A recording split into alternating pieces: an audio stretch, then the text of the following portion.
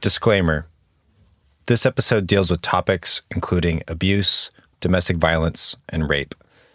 We should also note that in 2016, singer Larkin Grimm accused Swans frontman Michael Gira of sexually assaulting her in 2008 while recording her album Parplar for Young God Records.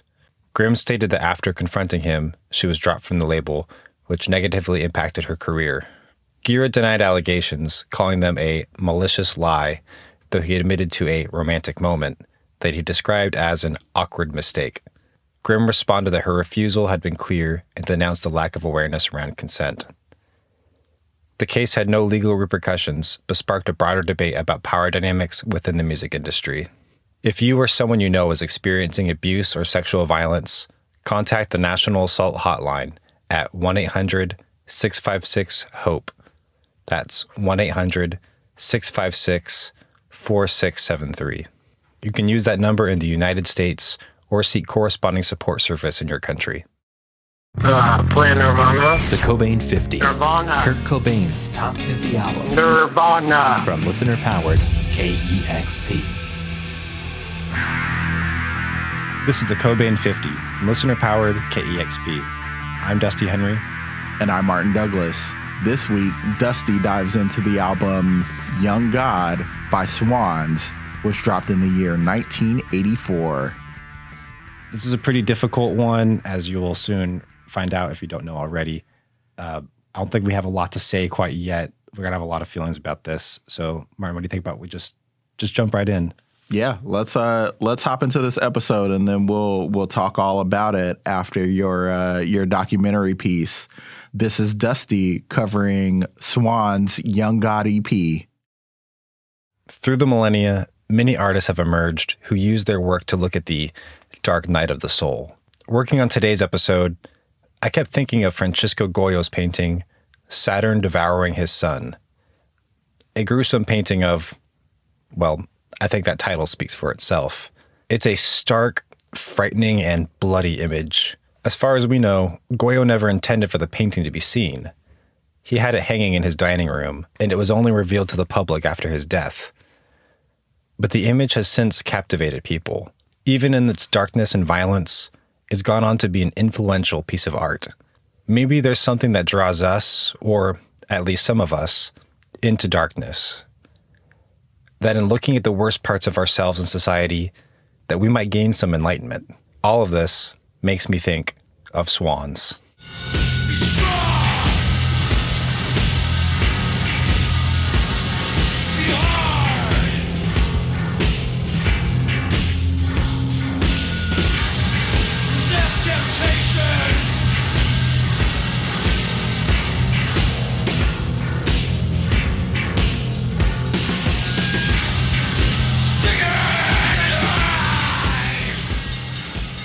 Let's just put this up front. Swans' music, especially their early works, is not for everyone. They're a band that's pushed the limits of what's considered tasteful, accessible, or even appropriate. You might even consider Nirvana to be in that crowd. But Swans' history has always been about taking things further than where most artists or self-identified, decent people would want to venture. At the core of this is the vision of the band's founder and only consistent member, Michael Gira.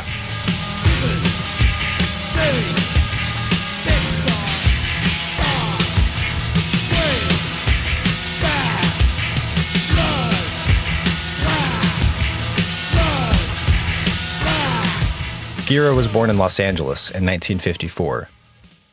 His life was troubled from the start. In a 2014 interview with Self-Titled magazine, he describes how his mother was an alcoholic and how he spent most of his youth taking care of his little brother. He was arrested for petty crimes as a teenager, and in order to evade a stay in juvenile hall, he moved to Germany to live with his father and began working at a tool factory. He'd soon run away and hitchhike across Europe, going through Yugoslavia, Greece, Turkey, and eventually Israel. He spent his 16th birthday in a Jerusalem jail cell. He'd been arrested for selling hashish, a concentrated form of cannabis, and served a 4.5-month sentence.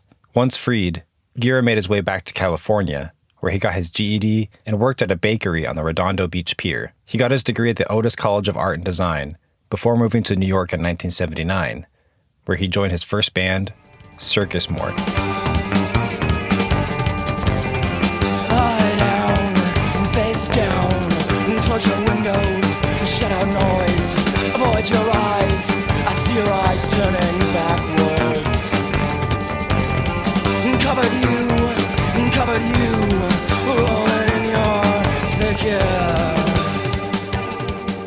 1981 was a pivotal year for Gira and Circus Mort. They put out their first and only record. They played their first show, opening for goth legends Bauhaus, and they played their last show later that year in Boston with the Neats. It was a swift but impactful lifespan for the band, but that year would also spur Gira's next move. Though Circus Mort didn't last, Gira and bandmate Jonathan Cain decided to continue on together, taking on the name Swans. Their earliest work featured Cain on drums and Gira on bass and vocals. Like I mentioned earlier, Gira would be Swan's only consistent member. While it's hard to track down an exact number, the best guess is around 30 to 35 people cycling in and out of the band over the last 4 decades. Sonic Youth's Thurston Moore even briefly played in the band. But what really set Swans apart wasn't the ever-changing lineup, but it was their music that felt like a sonic assault. And I mean that almost literally. Swans' first self-titled EP was released in 1982. At this point, the band's sound didn't deviate too far from the wonky post-punk of Circus Mort, but the lyrics hinted at some of the gruesome narratives that Gira would become famous for over the next few decades.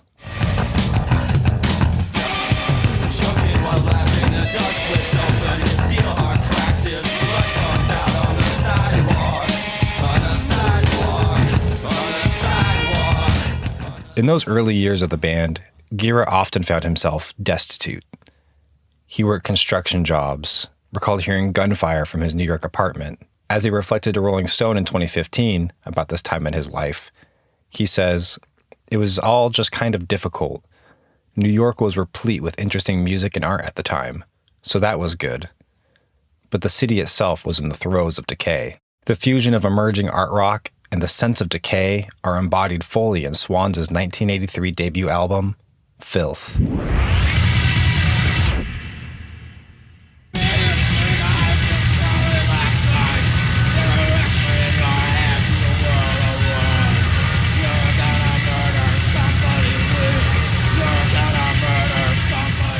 The album's cover says it all. A stark black image with exposed teeth coming out of the darkness. The music lost the spiraling wonkiness of the previous EP. Instead, the guitars took on a grinding quality. The band got noisier and felt as violent as the lyrics. The percussion felt like the hammering of the construction jobs Gira found himself doing to pay the rent. It's like industrial noise set to music, and Gira's vocals became less singing and more growling.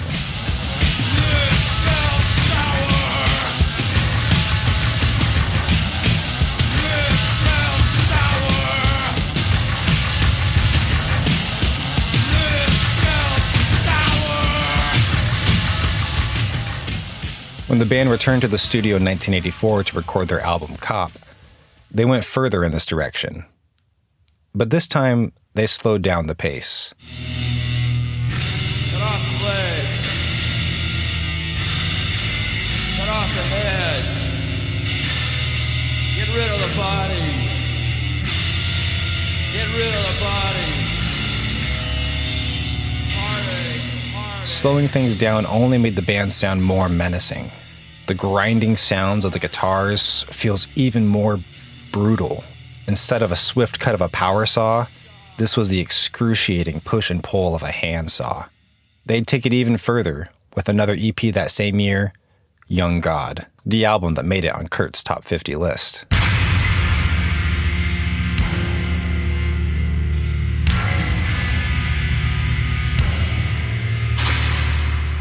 The opener, I Crawled, really exemplifies this intentional and painfully slow pace. Even on a song like this, where Gira's voice is closer to a whisper than a growl, he feels venomous. It's the movie villain calmly explaining his evil plan before all hell breaks loose.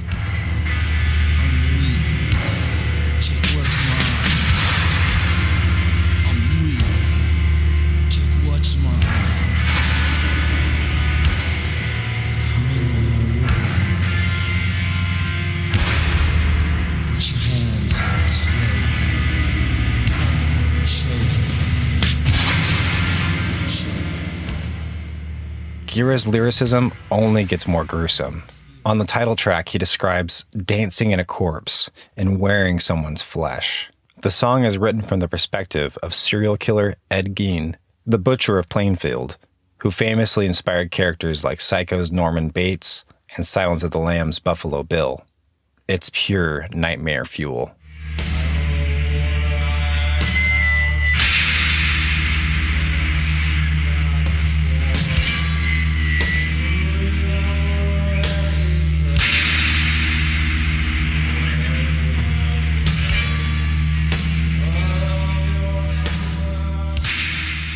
As we've said, Swans were about pushing the envelope and pushing against what might be considered tasteful in their attempt to daylight the darkness of our world. But they are at their most tasteless with the truly despicable song, Raping a Slave.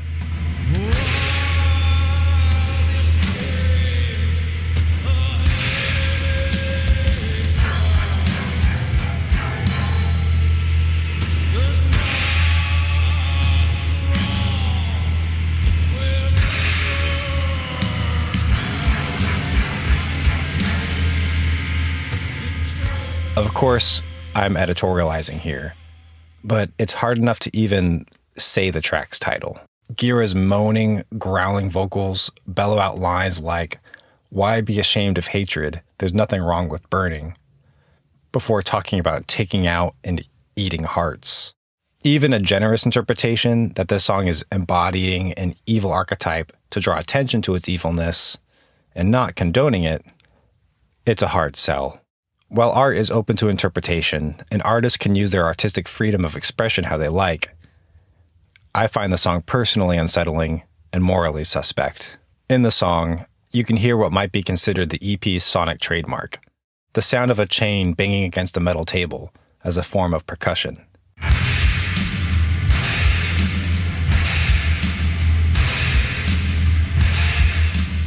Swan's sonic brutalism would inspire acts like Godflesh.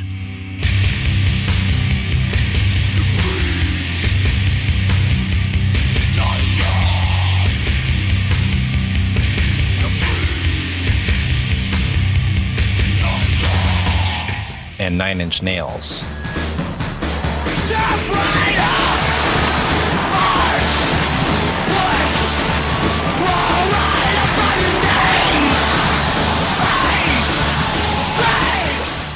Even some of Nirvana's early Bleach tracks carry on Swan's tradition of slow, methodical darkness.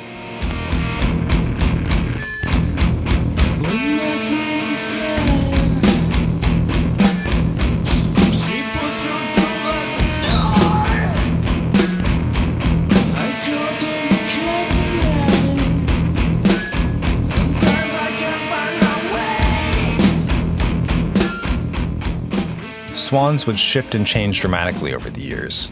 Gira's romantic partner Jarbo, joining the band in 1985, saw the group settling down a bit. Her ethereal voice and synthesizer playing added a touch of humanity to the band's music, especially on the 1985 Holy Money EP.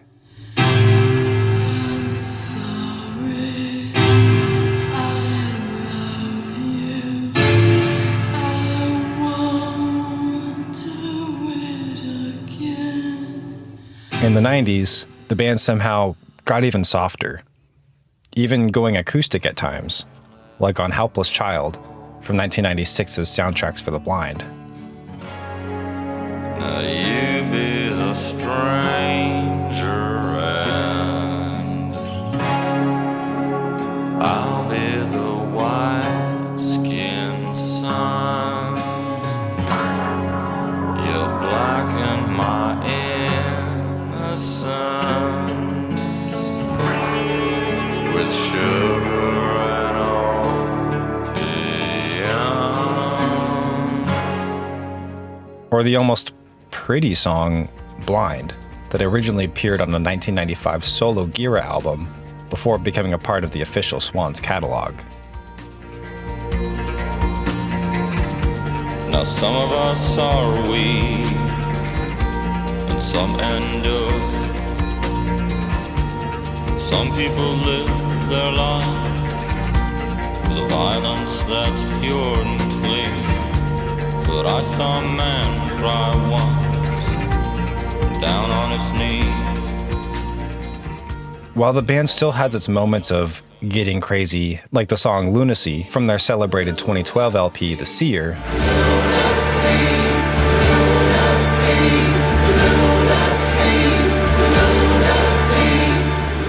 Gira and the band have implemented this more delicate side more and more, as recently as 2023's The Beggar. Now my coat is done, stripped bare of pretense, soaking his sheets while counting insects. He's a grid on the sun, he's the hate in the love. Swans' legacy is complicated at best. They've earned a devout following throughout their different eras, even through controversies and controversial lyrics. Some choose to look into the darkness to see what looks back. If there's anyone who embraced that darkness, it's certainly Gira and Swans.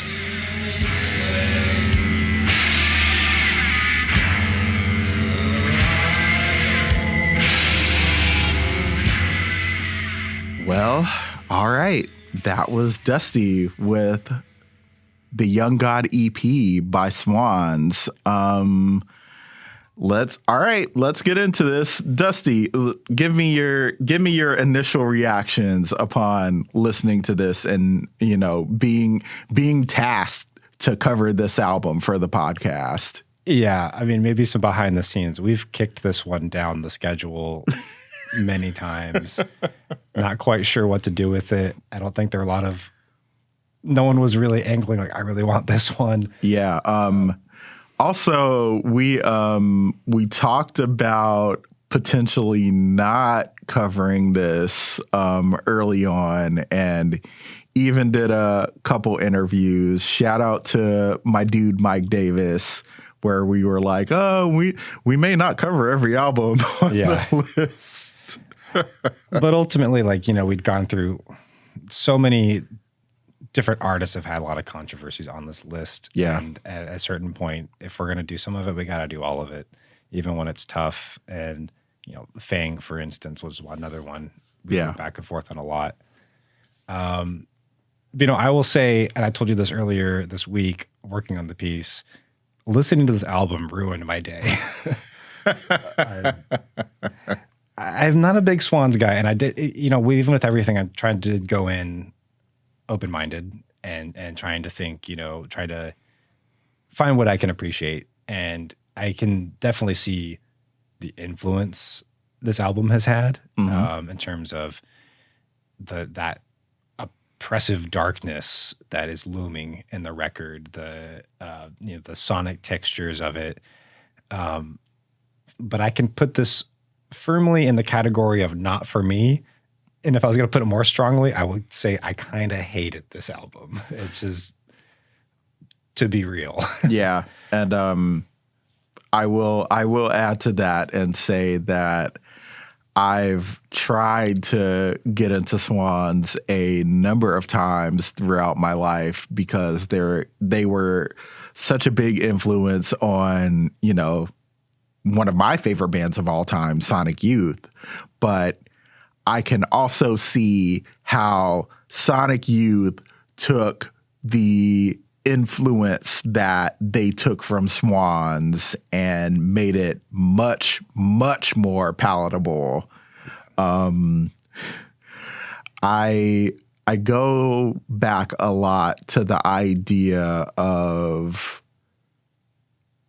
ugliness in music, and yeah, this is a pretty ugly album. And like, you know, there's certain albums that, you know, portray a sense of ugliness that I enjoy and find a lot of, you know, depth in, or something that challenges me and kind of makes me a better critic, a better listener. But I cannot say that Swans in general, but specifically this EP was one of those things. I think that it was less off-putting than I thought it was going to be, but also still pretty off-putting. Yeah, I think you put that really nicely in terms of like ugliness. Like there's something, and I'm with you too. And it's hard to be on KEXP and say I hated an album, Right. We try to keep it positive, and I think part of the spirit of this and part of the spirit of Kurt's, as a tastemaker or an icon, is engaging critically with things. And there are probably people out there who love Swans and love this album. I know there are. There are definitely a lot of people who swear by Swans, I have and a lot of friends who listen to Swans. people who I hold in very high regard that see Swans as one of those influential bands. Yeah, and I've even I did go listen to some other Swan songs or parts of records, and that I was amazed at how sonically different some of it would be, almost like country, softer. And I was like, okay, I can get with this a little bit more. Yeah, especially their later stuff, for sure. Yeah. Exactly. And I don't regret listening to this in some ways. There was just so sort of, like you said, ugliness, mean-spiritedness. And maybe that wasn't the intention of it. And I think a lot of the records we've talked about on this list where they've touched on this idea of subversiveness or controversy. We've talked about language with like MDC is one that comes to mind in particular, where, like we said before, almost undermines the point that's being made to me, like as a listener. Yeah. Where maybe at the time it felt different, but like I don't know how you justify a song like Raping a Slave like that, even if you're trying to be against that idea. I personally cannot like connect with that. Yeah, I mean, it's I think a lot in terms of the line between transgressive art and art that goes too far.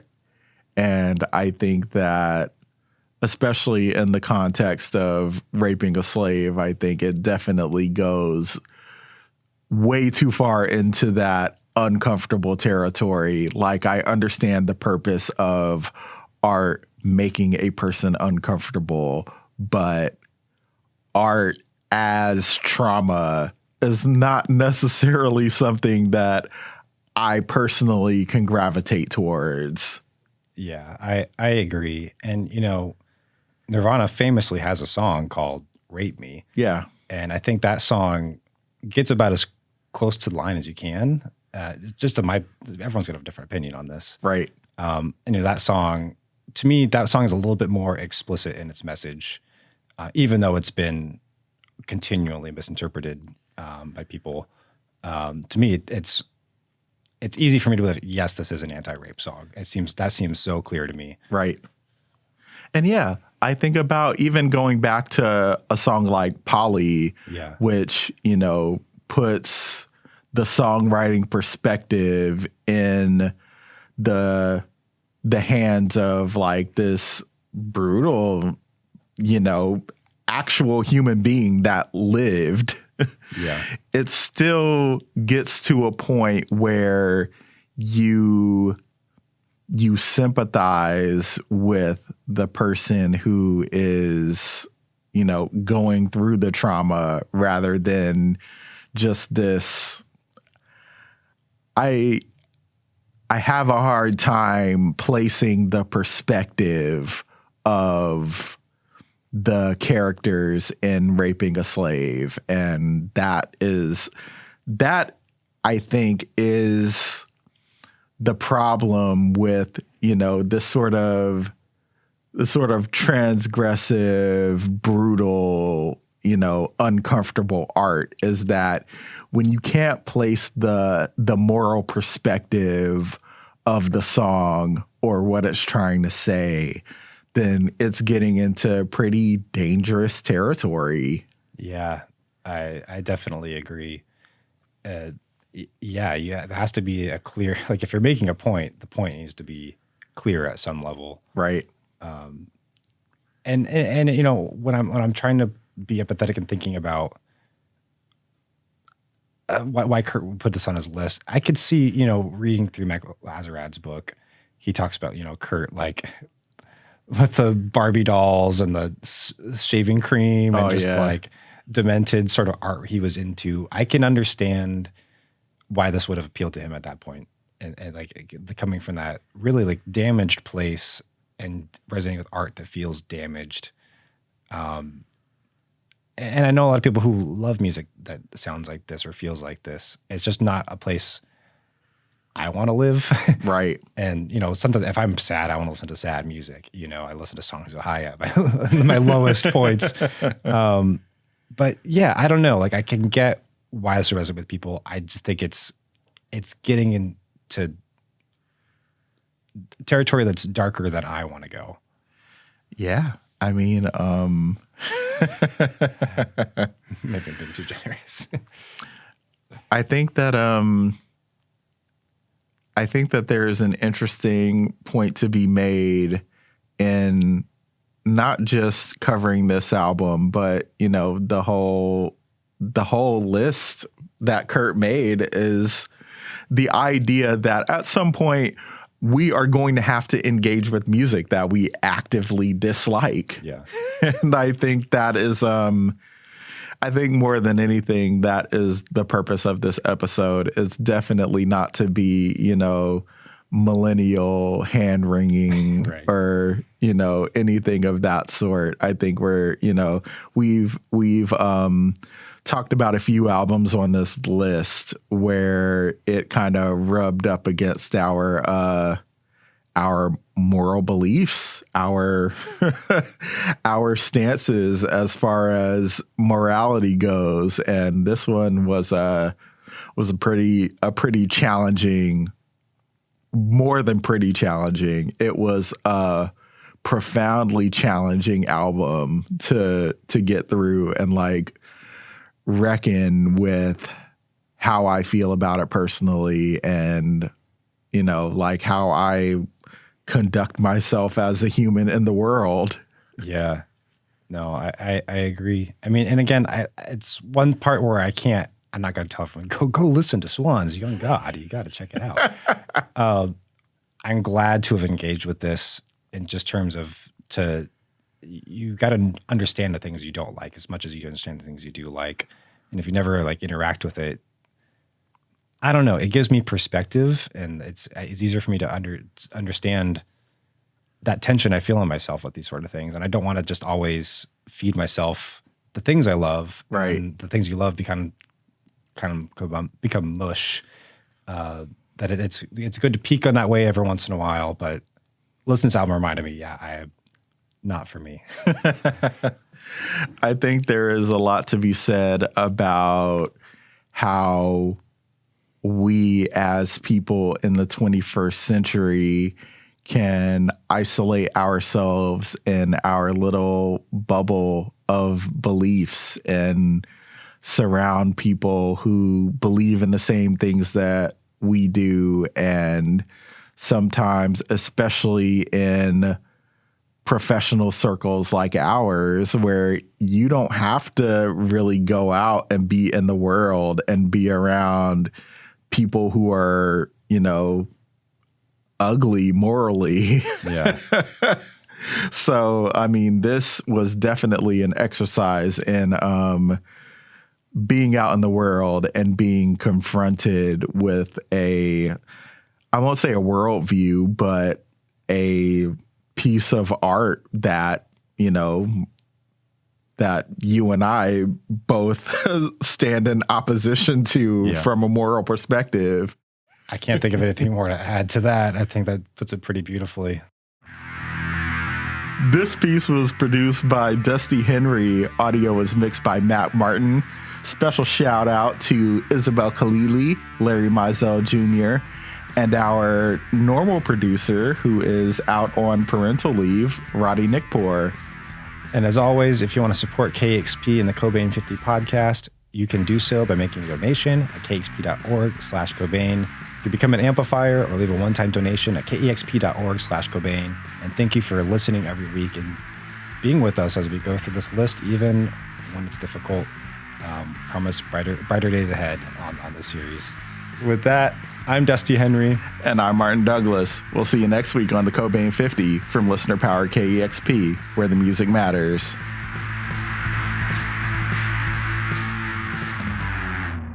Hopefully it's sunny outside and get some air. Yeah, we're definitely trying to get out of this episode.